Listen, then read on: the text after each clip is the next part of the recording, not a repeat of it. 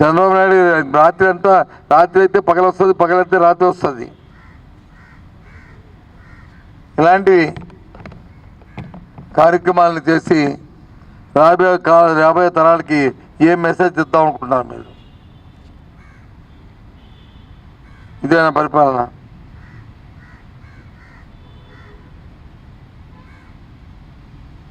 నీకు ఎందుకు ఇచ్చారు ఓటు? ఏం చెప్పా ఓటు తీసుకున్నావు?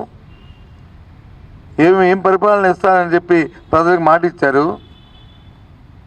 ఈ 2 సంవత్సరాల కాలంలో ఆ మాటకి ఏమి నెరవేర్చారు? ఎంతవరకు చేశారు? ఇంకేం చేయబోయే? అవి అవాళ్ళతో మంచి ఎంతసేపు ఏంటిది? రైతుకు వచ్చి గిట్టుబాటు ధర లేక, రైతు కూలికి పని లేక, రైతుకు వచ్చి ఎరువులు అందక, సామాన్యుడికి వచ్చి 5,000 నోట్లోకి వెళ్ళే పరిస్థితి, కూలి దొరక్క, విద్యార్థులకు చదువు లేక, ఉద్యోగస్తులు జీతాలు లేక,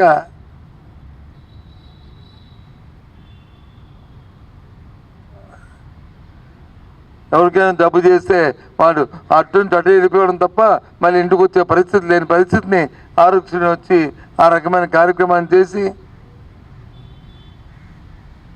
ఆ మహానుభావుడు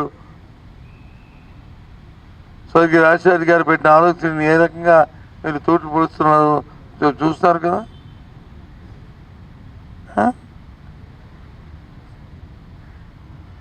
అందుకే మిమ్మల్ని ఒకసారి పిలిచి మా పండుగ అయిపోయింది, పండుగలో ప్రజలు పడుతున్న ఇబ్బందిని టీవీలో చూశాను.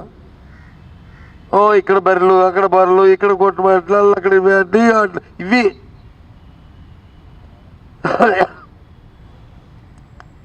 ఎక్కడైనా ఒక ఊరిలో ఇంకో శుభ్రంగా ధాన్యం పండించుకున్నారు, గుబ్బిళ్ళాట్లు ఆడుకున్నారు, లేకపోతే ఇంకోటి ఇవి ఎక్కడికైనా మీద మాకు ఎంతసేపు ఇవి. ఈ కల్చర్ ఏంటి నాకు అర్థం అవట్లేదు. ఎప్పుడు ఇంత దీనిగా ఎప్పుడు నేను చూడలే. నేను యాజమాన్యాన్ని కూడా రిక్వెస్ట్ చేస్తాను, ఇది ఈజ్ నాట్ సిస్టమ్. దయచేసి రాబోయే తరాలకు ఒక అలవాట్లు నేర్పండి.